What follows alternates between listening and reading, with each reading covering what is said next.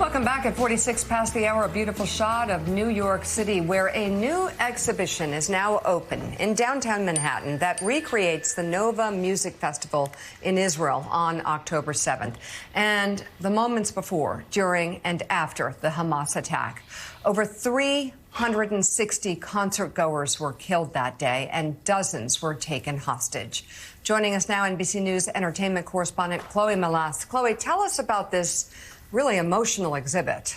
Good morning, Mika. The Nova exhibit opened yesterday, and this sprawling 50,000 square foot space in downtown Manhattan is being spearheaded by music executive Scooter Braun, who was inspired to bring it from Tel Aviv here to New York. Now, Braun and some of the survivors who I spoke with say that this installation is not about religion or politics, but a moment to raise awareness about the attack at the music festival, to remember the lives lost and hostages that were taken. A warning, some images and details may be disturbing. Everywhere you turn your head to, you see the smiles, you see happy people. Reflections of smiling faces, dancing, people living their best lives. I was really, really excited for it. It was amazing.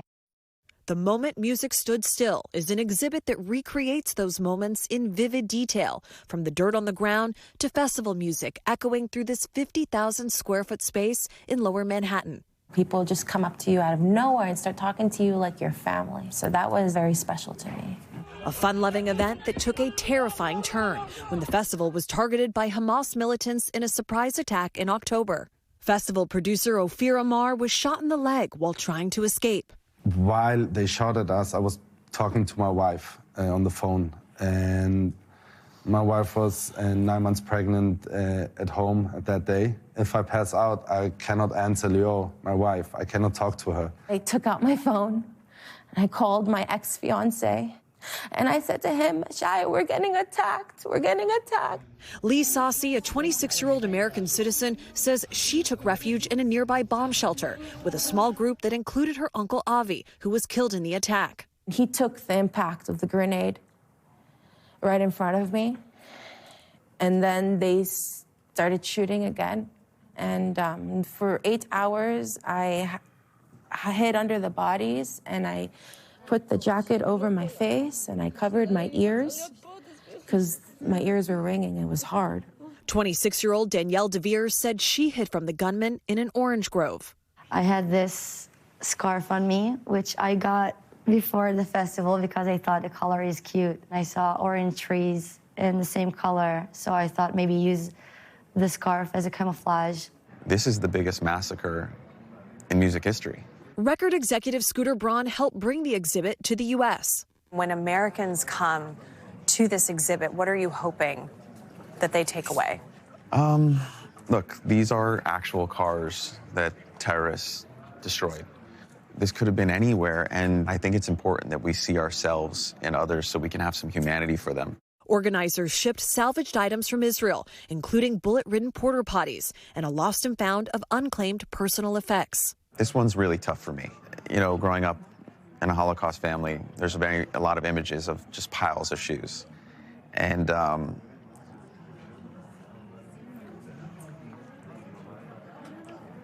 that should not happen.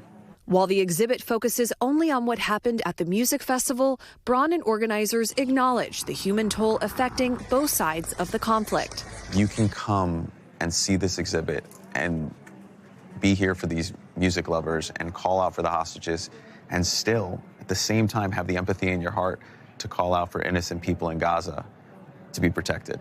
What do you plan to do with your lives now? We are the voice of all our friends and victims that cannot tell the story, and to show the world this happened to us. It's one language, and it's for everybody. And of course, we'll do more festivals, and we will dance again. Organizers say that the possibility of drawing anti-Israel demonstrators forced them to keep their exact location a secret until tickets went on sale Sunday. And while there is a noticeable police presence outside the venue, they maintain that this is a precautionary measure and that no credible threats to public safety have been made. Mika. NBC's Chloe Melas, thank you very much for that really powerful report. Really well done. Well, you know, it was the worst massacre in the history, obviously, of music festivals. It was also, though, it was the worst massacre of Jews since the Holocaust. And somehow, nobody wants to talk about this anymore. Nobody wants to talk about October the 7th. It's two truths can be held at the same time. That's what I loved about what the producer said of this exhibition. We can look at the people of Gaza and feel for them and hope that we move towards peace there. This, though, I would say this is like Israel's Pearl Harbor. Yeah. But it's actually, if you look at the numbers, it's far worse than our 9/11, far worse than our Pearl Harbor. If you look at the numbers proportionally to the rest of the country, and the response that you get whenever you talk about October 7th is, oh, but we don't talk about that. We want to talk about what's going on right now. Again, forgetting the reason why Hamas started this war. Forgetting that they had planned to systematically rape and abuse Israeli women. This of course, enemies of Israel, enemies of Jews don't want you to talk about October the 7th.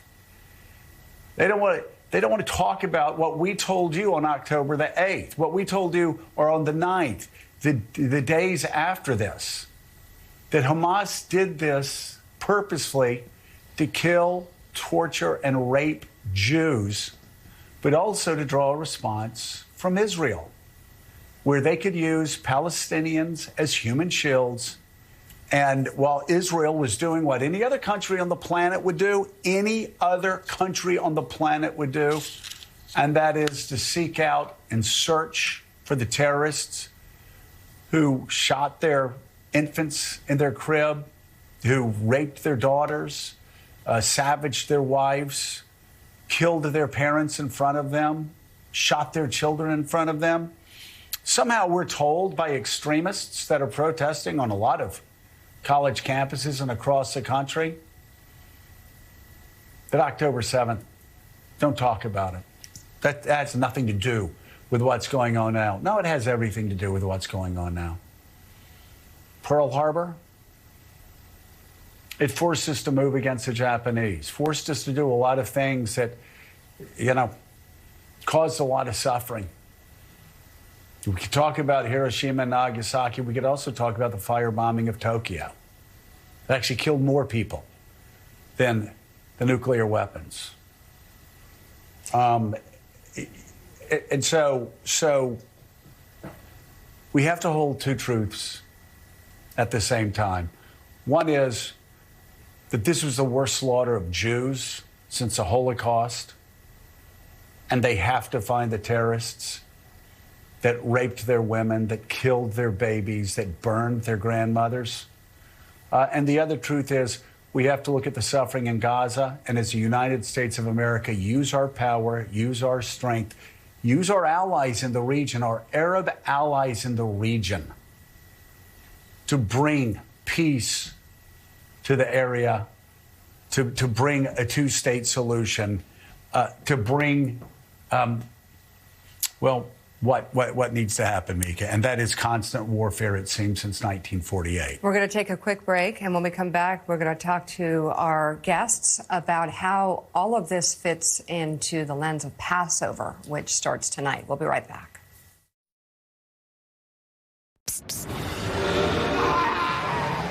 With Flonase, allergies don't have to